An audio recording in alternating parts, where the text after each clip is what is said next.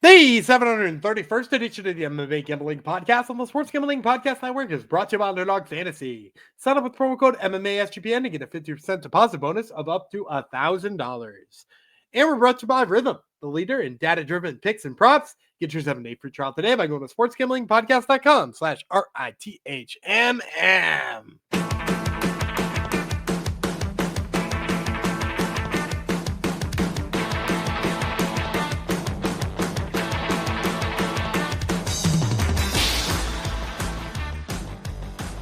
Heidi ho, Degenerinos, welcome back, or for the first time, to the MMA Gambling Podcast on the Sports Gambling Podcast Network, episode 731, dedicated to Oktagon. We're going to talk some Oktagon today, even though it does say UFC in your description. We got some Oktagon to talk about. Oktagon with a K. One of our favorite promotions, kind of on the down low. Hopefully they blow up more in 2025 with our help, because we're always talking Oktagon here. So we're going to talk about that, and then we're going to journey on with our UFC futures with the UFC middleweight division. I, of course, am Tip Sport Gamechanger Fox, another Oktagon shout out. They really should be paying me for that. I should have negotiated a deal with Tip Sport before I took on their name as my nickname, but nonetheless, we are going to talk middleweights, but first we're going to talk Oktagon, because my co-host, the man known as Danny Gumby Reeland, he is an Oktagon whisperer, some would say. He's very good at making Oktagon picks, and he's also even better at crowning new kings and queens of Oktagon by having them on his other podcast, Top Turtle. So, hello, Mr. Reeland, the man on the left. All three of my most recent Oktagon guests all have Oktagon titles now. Yep. Some of them didn't even have a path to the title. Yeah, no, some of them were not about to fight for the title. They were about to fight on the second prelim of the night. And instead they're champs. Cecily Bolander, Will Fleury, and Keaton Losenakita are all now champions. So on a very fun card, I might add. Very fun. Yeah, I was dipping in and out because it was busy, but yeah, it looked like it was all the fights I saw were very exciting. Did you watch the crowd was crazy. Yeah, I saw the end of it. Yeah. Did you miss when he at one point in time kneed Carlos Vamola in the head? Vamola stumbled across the cage and he just pointed at him like, "Ref, are you going to stop this?" And Vamola never fell down. Dude, Vamola is made of something different. I know he lost that fight 50-44 on every card. He was dead at the end too. I saw. Oof. I mean, he was dead after the second round, but he's a muscular dude, and we know about muscles. Yeah, they tire, in the words of Joe Rogan. So, but yeah, it looked like it was a packed crowd too, right? It was pumping. It makes the UFC, honestly, it makes the UFC look like it's the minor league more often than not. So even big UFC arena shows aren't really that rocking anymore. So yeah, it's European MMA is the way to go. It's also rocking from the first fight to the last one. That's the thing I think is the most impressive. Yep, for sure. So we're going to be talking Oktagon. First, we're going to be talking. Reminding you, get our app if you haven't already. Maybe you're consuming this in the app right now, because the SGPN app has all our picks, all our podcasts, all our articles, giveaways, contests, all that good stuff, discounts, promo codes, all that's there in the app. So just type SGPN in the App Store and boom, you get it. So, and you ended up about a unit or so on Oktagon, right? Yeah, thanks to Ozama Aslander, who was 3.5 to 1 when we broke it down. Yeah. He luckily bailed us out. Will Fleury's win definitely helped too, but that one really helped bail us out. Yeah. So and Kieta won 3 things in the main event, right? He should now be the pound for pound champ. He is now the featherweight and lightweight champ, right? And he is now the Tip Sport Gamechanger tournament winner. Yep, $1 million, which is a transition into what we're talking about now. Tip Sport Gamechanger. There it is. Right? Look at the little graphic at the bottom. Oh, yeah. There you go. There it is. Oktagon Tip Sport Gamechanger. They have announced. We really shouldn't be talking about. Well, no, we have to, even though they don't sponsor us. They have a tournament coming up. Another tournament. Want to explain to people when, where, what, how much money? Yeah, another Tip of Sport Gamechanger tournament. It looks like they're going to do one a year of these. So we got the welterweight the first time around. We got the lightweight this past year, which Keita just capped off with a victory on Sunday. And they're going to middleweight next. Currently, 15 of the 16 participants are booked. They also have matches pre-booked with one person Kristofik is got a TBD opponent that says wild card. I low-key kind of think it's going to be Will Fleury. Right, he mentioned you want to do that, right? He mentioned he wanted to go down a weight class and fight in the Tip Sport Gamechanger.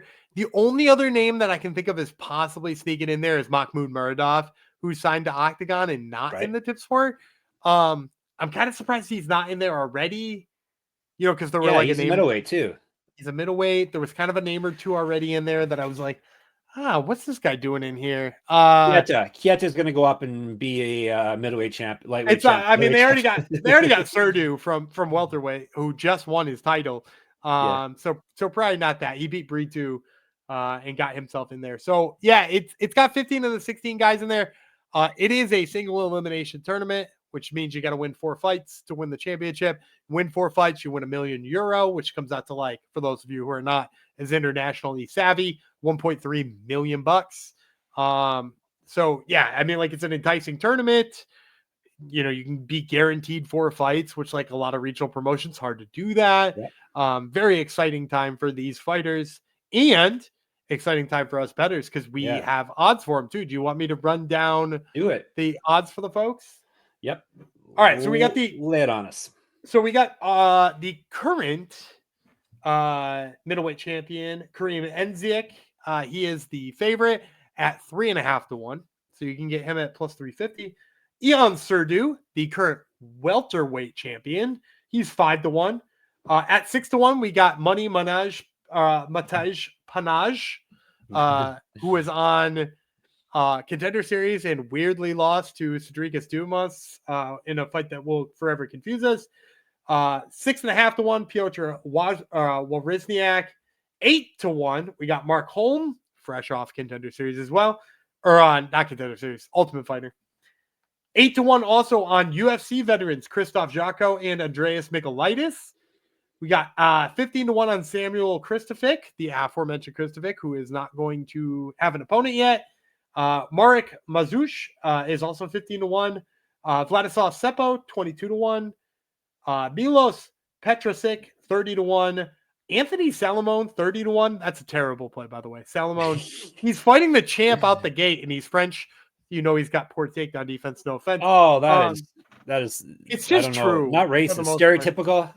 Yeah, and then we got David Zawada, also former UFC fighter, 30 to 1. Mick Stanton from Cage Warriors, 35 to 1. And last but not least, Erhan Kartal, 40 to 1. And then obviously we'll see the 16th member of that in there somewhere. So those are the odds you got so far. I can't kick it to you for a pick. Do you want me to walk down with you how I'm feeling about some of these things? I like the mystery thing. It's very very pro wrestling. Someone's going to team up with a mystery opponent, or hopefully they fight with a mask on. That would be much better. So I assume you're not. Is there odds on the mystery person? There's not. I think they want to wait and see who it is. Right? Like if that's Mahmoud Muradov, my guess is he's 7 to 1. If that's Will Fleury, my guess is he's like maybe 4 or 5 to 1. If that's a random 16th guy, because we can't get Will Fleury or Mahmoud Muradov to commit. That dude's 50 to 1. So, you know, I don't think they want to put a random number on it just yet. Yeah, makes sense. All right. Gumby, do you have any best bets for this? Or who do you think is going to win, first of all? Maybe you don't like the odds, but you think they're going to win. So I think Enziek is going to win. It's hard to pick somebody who's not the champ. He's looked really good. He's proven me wrong on more than one occasion. He seems like the right play. I will tell you, outside of him, the pick I like most is Panaj. Matej Panaj. He's so weird. Like, he's built like a praying mantis. I don't think I've seen anybody ever look like this guy before. And like, apart from for some reason shooting a takedown on Cedric Dumas, he's looked good in every fight he's ever had. And if he had just never shot that takedown, we'd probably be talking about him as being like a legit threat in the UFC's middleweight division. My only worry is there's a lot of wrestlers in here. Like, Wawrzyniak's a good wrestler. You know, Enziek's a good wrestler. I mean, I guess Serdu's not a bad wrestler. Mazush is a decent wrestler. Like, there's just so many good wrestlers. It's hard to love the like lanky striker. So he's up there. I will also say, in what I've watched in the tape of Erhan Kartal, I think he's being slept on. And I know he's fighting in Seppo first, and that seems kind of scary, but like Seppo's shown holes in his game and he's been taken down a bunch. And like sometimes he looks like he's gassing kind of early. And to see somebody like Kartal at 40, what did I say, 41, 40 to 1, I think he could kind of surprise a lot of people. I don't think he's gonna win. But I think like you could do a lot worse than 40 to 1 money on him. So yeah, I would say Enziak is my best bet. Does he have a fight booked already? I mean, all of them have fight books. Oh, okay. They all have Right. first round tournament matchup. So Enziak is probably my pick to win it. Panaj is like the most fun bet because you're gonna get decent odds on it. And then Kartal is worth probably your pocket change. All right. Boom. You're all set. And it's gonna be fun to watch. If you don't watch Octagon, make sure It's you a start ton watching of it fun. and betting on it. Because it's a very, very good promotion. When's the next event? Do they have one booked? When's Octagon 66? I think it's not until the beginning of February, if I'm not mistaken. Oh, yes. It's going to, let me see. Octagon 66 is February 1st in Dusseldorf, Germany. So, all right, that's fine. UFC, we'll have a couple UFC events, and then we'll have this German event. So very cool. Very cool. So check out Octagon. We're not paid by Octagon. We should be, but we're not paid by Octagon. We just like the product. All right, before we move on, another product we do like, and they do pay us, is Underdog. Underdog Pick'em is one of the biggest menus for all sports. You win up to 1,000 times your entry with Underdog Streaks. Underdog is always making it easier to win with profit boosts and gimme pick'ems. NFL, college football, college basketball, MMA, NBA, NASCAR, and more. You now use specials and boosts on all flex entries. Gumby, maybe you have a play for the people on this lovely Tuesday. Yeah, Tuesday, the Celtics have the matinee game against the Raptors. So, of course, I'm taking Al Horford's higher than on his three-pointers made. He's going to be lighting it up again. So, give me Al Horford's higher than three-pointers. All right. Obviously, this is Al Horford podcast. Sign up with our code MMASGPN to claim your special pick and first time deposit offer up to $1,000 in bonus cash. UnderdogFantasy.com, promo code MMASGPN.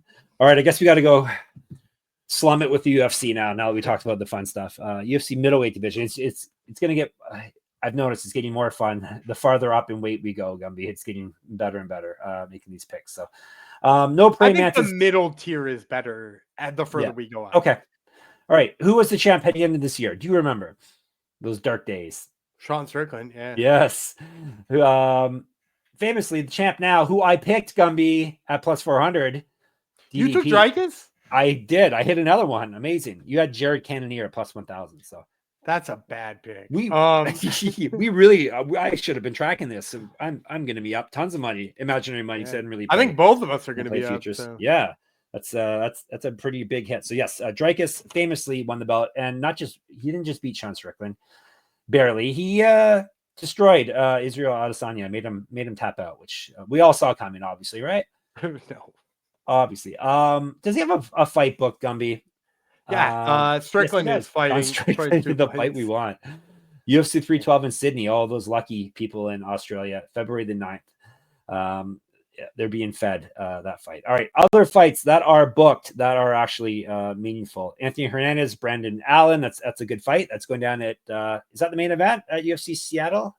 February 22nd. Feels like it should be. It should be if it's not already. That's a quality fight there. Hobocop's getting the main event. Hobocop, Gregor Rodriguez versus Jared Cannonier, the aforementioned. They are headlining a Vegas fight card.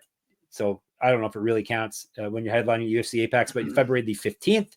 So we get that for Valentine's Day season. So lucky us. Anything else that is actually meaningful? Izzy Adesanya is fighting Nasruddin Imavov. That's probably a number one contender fight. Any fight Israel Adesanya is in probably at this point, it would be a number one contender fight. That is going down in Riyadh season, February the 1st. So that's lots of things going on here. We also have Shara Bullet versus Michael Page. Is that middleweight or welterweight? That's middleweight. I mentioned yesterday, but I almost corrected you in the last episode when you were like, Shara Bullet's fighting Michael Venom Page. Where's Shara Bullet at? And I was like, I don't think he can make welterweight. I assumed that meant Michael Venom Page was going up. But I bit my tongue until I was like sure, because I was like, I don't want to sound like an idiot here and tell you you're wrong. Nope. Let me be the idiot. Andre Muniz versus Ikram Aliskerov. So a lot of decent fights. Chris Curtis, Roman Kopylov. That's not really a top contender. That's a fun. Should be a fun dude, fight. Kopylov's sneaky good sometimes. Though. And then obviously the Dreykus fight. And Sean Strickland. So yeah, a lot of good fights. Oh, Kevin Holland, Renier de Ritter. That's more of a showcase fight, UFC 311 in January 18th. But I guess there's paths to the top for both those guys as well, just because they're veterans and they have names. So that is what we've got booked. You want to tell the people the odds or where do you want? Are you looking at them right now? No, I'm not. All right, I haven't called it up yet. So Dreykus Duplessis is fighting Sean Strickland in the main event in the first pay-per-view of the year. Yeah. Who's the favorite to have the title at the end of the year at middleweight? It should be Dreykus. It's Khamzat Chimaev. See, I can't. Dreykus is minus 162 against Strickland for those keeping track at home. I can't put any. I can't. How high do you think Khamzat? I just saw it now. Sorry. Negative 200. That's insane. No way. I'm not touching that. He might not fight in 2025. That's the thing about and like, look, I think Khamzat beats both of those guys. I really do. Who knows with DDP anymore? That's the thing. Here's the thing, though. If you could guarantee me he fights one of those two guys, okay, I'd bet him at negative 200. Yeah. If you could guarantee me he fights for the title in this year, especially the way he looked against Robert Whittaker, I'd bet him. With that being said, let me run you down the odds all the way up to the 50-1 guys. So Khamzat negative 200, Dreykus plus 120, Strickland plus 300. We got Imavov plus 600, Bohayo plus 1,000, Fluffy plus 1,100, Brendan Allen plus 1,300, Izzy plus 1,800, Bo Nickel 20-1, and then for 50-1s we got Delizy and Whittaker. So there you have it. This is a tough one. Chimaev. He made it through a camp. And he looked great in the fight. And he looked amazing. They seem to have found a workaround to actually getting him, having him fights. And can he fight in the U.S. now in the current political situation? Who knows? That's true. Yeah, that's true. But I can't lay minus 200 on him. No. I can't. I don't even know if he's going to fight. And if you're one of those people who's like, Khamzat's the champ, if that's truly what you believe, dude, just wait until his fight is booked, and you're going to get almost negative 200 on that fight anyway. Yeah, exactly. Him versus Dreykus, probably negative 230, and then you'll get guaranteed the fight. And if it for some reason gets canceled, you'll get refunded. Do you think that's what the next? You think that's the next fight for? I think he's got to be next. I think he does not. He's not going to have to fight again. As long as he can fight. Yeah. Like that's the question though. Like, does he not have long COVID or something like that? Like it doesn't exist, right? I mean, Dana sure White seems to exist with him. Dana White and other like Russian oligarchs seem to not think so. But pretty much all of Khamzat's doctors seem to think so. So last fight looked like he can fight again. Yeah, he is. I mean, the thing is he's never looked. I mean, apart from like the third round against Usman where he started to tire. Yeah. Little bit against when he started to tire against Gilbert Burns, but that was down a weight class. He's never really looked bad. No, he's just looked like we would want him to be in there all the time and keep doing this. So yeah.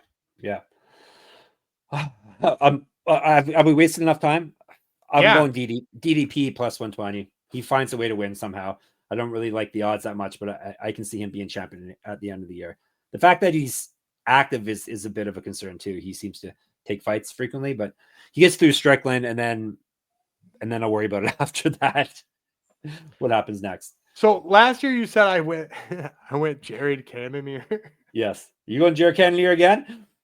No, I'm not going Jared Cannonier again, but I am going to go the guy who just beat him. Same odds, 10-1, Kai Bohayo. I'm unabashedly a fighting nerds guy. He looked incredible against Jared Cannonier. If that fight goes through, let's say, I mean, it doesn't matter who wins, Strickland or DDP. I feel the same about both of them pretty much.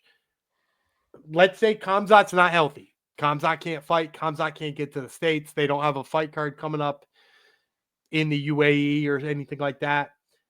They need somebody for International Fight Week. Sean Strickland versus Kai Ohio. I mean, it could headline it. Mm-hmm. He just beat the stuffing out of Jared Cannonier, and who knows? Like maybe they book him with Anthony Hernandez off of a win in April, or maybe they book him with Robert Whitaker when we're not expecting it, or maybe he steps in for either Izzy or Imavov in that fight. Like, because if Izzy goes in and beats Imavov, I'm not giving Izzy another title shot next. He's looked like a shell of himself. It doesn't matter. UFC still thinks he's a star. So, but the UFC also loves the fighting nerds, though, too. That's the other thing. So in terms of if I got to pick one pick, I'm gonna go Kai Ohio 10-1. I'm surprised Izzy's way up at plus 1800. That's kind of a surprise. He looks so bad. I'm not saying I think he's gonna win. I'm just surprised. And he's lost to both the top two guys. Yeah, no, I'm not disagreeing. I'm not going to bet him. I'm just surprised. I thought the number would be lower because we've seen some stupid numbers already doing this exercise. So you are taking Kai Ohio plus 1000. So is that your mid pick as well? Do you have a mid range pick? Yeah. Should we run some ads first and then do the all right? Let's make some more money for us and our sponsors and for you people because we're giving away things. Discounts. We're brought to you by MyBookie.ag. MyBookie has been running on SGPN for years. Check out their new improved website, great on mobile. Plus, props for every game and the live dealer casino. Even new early cash outs options are available. Check out all the odds over at MyBookie. And when you're at MyBookie.ag, make sure you use promo code SGPN for 100% deposit match up to $1,000 plus a $10 casino chip. That's MyBookie.ag, promo code SGPN. And SGPN's proud partner Rhythm is the #1 AI-powered sports betting platform that helps provide bettors of all levels the ability to build custom predictive betting models in seconds, get predictions for betting on money lines, spreads, totals, and props. Build your own model, copy one of the top-performing models from the leaderboard, or have Rhythm build you a model. You can now track props in the Rhythm app. NFL picks, NFL props, college football, college basketball, NBA. Rhythm has it all. Al Horford props, definitely they have those as well. Claim your 7-day free trial today by going to sportsgamblingpodcast.com/rhythm. That's sportsgamblingpodcast.com/RITHM. All right. What's our mid range again? I usually like to keep you over 100-1. Okay. Oh no, mid range. Long shots are over 100-1. Yeah. We're still on the mid range. We're still on the best bets portion. So that one, anywhere over the odds on favorites we've been talking about, all the way up to 100-1. All right. Let me see. You want to go first, or are you making? There's just one here. And I think we're gonna. Let me see. Do you want me to say it and then you can back me? If you want, or you want me to look smart and say it? Bo Nickel? No, Shara Bullet is the only mid-range play that makes sense here. Really? You think so, do you? And don't get me wrong, I've been a Shara Bullet naysayer. Yeah. But the fact of the matter is they keep booking him very conveniently with strikers. They keep running him up the rankings as fast as they possibly can.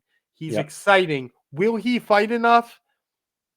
I don't know necessarily. We're kind of in the Khamzat zone here, but he's looked a lot better than somebody like Bo Nickel has. In the way he's winning, I mean, double spinning back fist versus grinding jab heavy decision over, was it Jack Hernandez? Oh no, Paul Craig, same thing.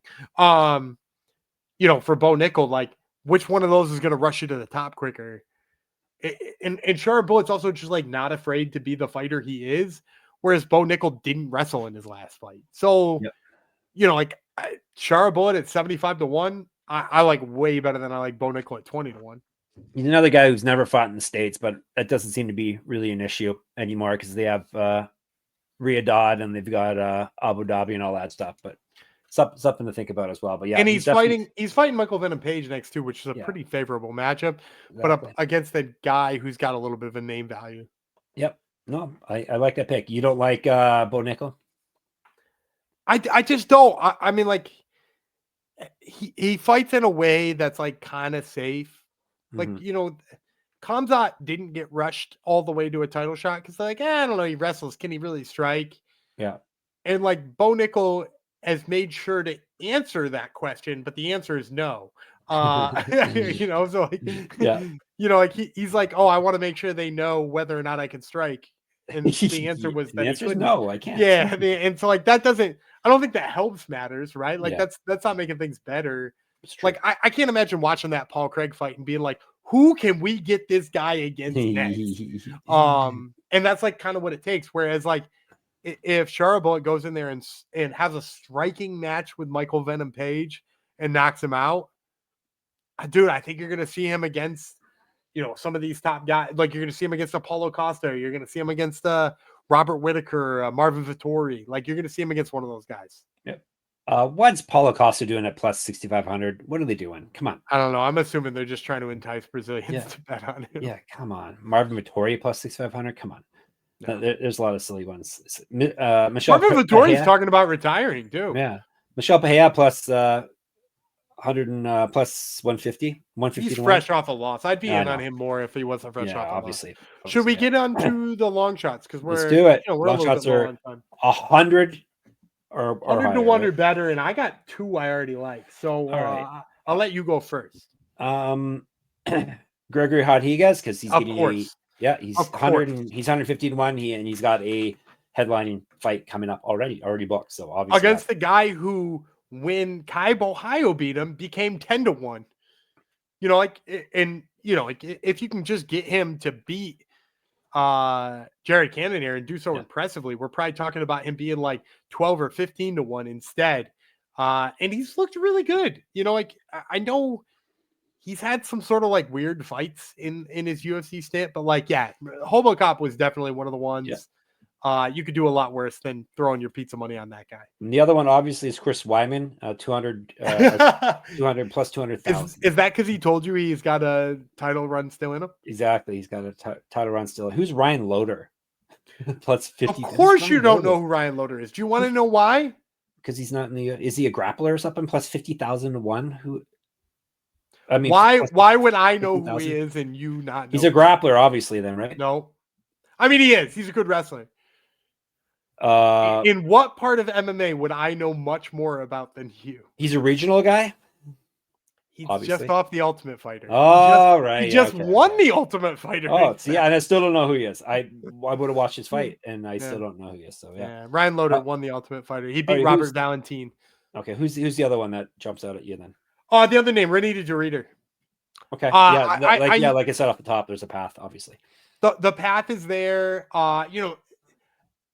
I'm not lumping him in with Asia, but he's got a big Asian fandom, having fought for one for as long as he did. Yep. The UFC clearly cares about that. He just had a full-on grappling match with Gerald Meerschaert and came out no worse for the wear. Yeah, his striking doesn't look great, but if this is a division that's got kind of people who could be exploited by grapplers, like the Sean Strickland's, who's clearly a striker, and a couple of these guys at the top. Izzy, we just saw Pereira get exposed by a grappler. Paulo Costa, maybe DeReader surprises people. I mean, he was a ONE FC champ, and that promotion's way bigger than the UFC. So obviously, 100 billion, million, trillion watchers. For that promotion. But Renee DeReader 200 to 1 is probably the only other one that I think pizza money's worth. You think he beats Holland, obviously? Yeah. Who does Kevin Holland lose to? What is the style of fighter that Kevin Holland sucks against? Renee DeReader style. Guys who grapple really well up a weight class. Yeah, that's his freaking nightmare. Exactly. Great matchmaking by the UFC. Yeah. Well, which maybe is also you want to make DeReader, which also maybe says something about how the UFC feels about DeReader. It's true. Yeah, very good point. Any up and comers you're big on in this division? Let me see who we got. Not the Golden Boy, Edmund Shabazian. He's still young though. Mahmoud Muradov's in here, which I love because we just talked about him being an Octagon. You're not big on Bo Nickel. He's 4-0. Joe Pyfer, you like him? He's 28. He's 4-1. There's not a heck of a lot of young people in this division. I do like Pyfer. He kind of learned a lesson last time out. He looked pretty damn good in his grappling match on Saturday. He grappled for Fury FC. CFFC. He grappled for CFFC and looked real good there. So, Pyfer's exciting. Brendan Allen's only 29, and he's fought 15 times in the UFC.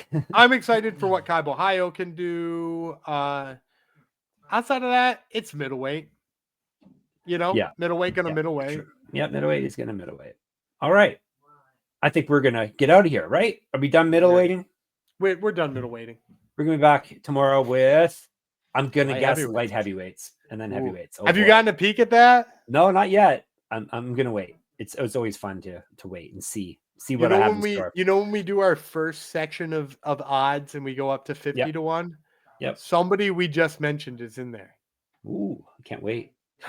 Can't wait. All right. There's a tease for you for tomorrow. In the meantime, we'll be in the Discord, sportsgamblingpodcast.com/Discord. We'll be, of course, checking out our comments on our YouTube channel, MMA Gambling Podcast. Make sure you subscribe there. Twitter, SGPN MMA. Gumby runs that for us. He's at Gumby Vreeland. I'm at Jeff Fox Writer there and on Instagram. I got a Substack. You can check out at moneymma.substack.com. It's MMA related. Go figure. Gumby's got Top Turtle MMA podcast. Maybe in your feed this week. May not. He may actually be taking a week off. Check it out, though. He always has good interviews there. And, of course, we're at sportsgamblingpodcast.com, sportsgamblingpodcast.com/store, and sportsgamblingpodcast.com/Patreon. We'll be back tomorrow. Light heavyweights on the way. Oh, no, I don't have any of my nicknames in front of me. Gumby, you want to bid the people farewell? Do you have anything ready? Sure. I'm Dana Gumby Vreeland. He's the natural Jeff Fox. Perfect. And we will see you tomorrow. Perfect.